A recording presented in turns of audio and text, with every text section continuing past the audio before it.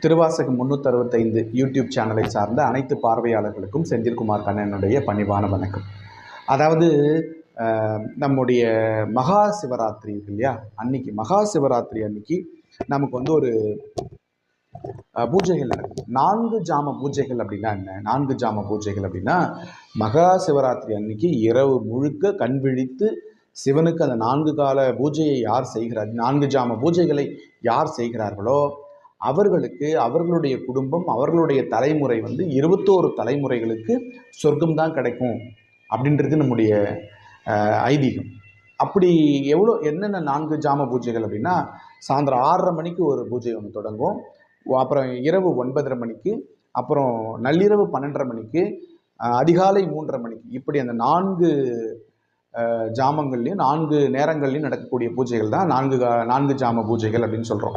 இந்த 4 ஜாம பூஜைகளில்